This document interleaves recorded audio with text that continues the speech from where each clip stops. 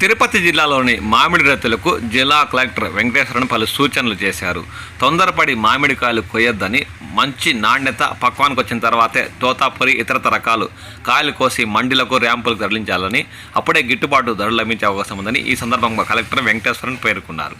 ఈ సందర్భంగా జిల్లా కలెక్టర్ ఆదేశాల మేరకు దామల్ చెరువులోని మామిడి మండీలు ర్యాంపులను జిల్లా ఇన్ఛార్జ్ ఉద్యాన అధికారిని శివకుమారి, జిల్లా మార్కెటింగ్ ఏడి సురేంద్రబాబు, చంద్రగిరి ఉద్యాన అధికారిని శైలజ సందర్శించారు.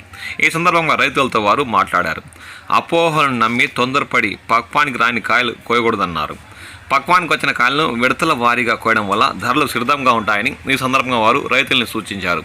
ఈ విషయాలను గమనించి ఉద్యాన శాఖ అధికారుల సూచనలు పాటిస్తే రైతులకు ఏడాది ఆర్థికంగా నష్టపోయే అవకాశం ఉండదని ఈ సందర్భంగా వారు పలు సూచనలు చేశారు. ఈ విషయాన్ని తిరుపతి జిల్లాలోని మామిడి రైతులు గమనించాలని ఈ సందర్భంగా వారు ఉద్యాన శాఖ అధికారులు కోరారు.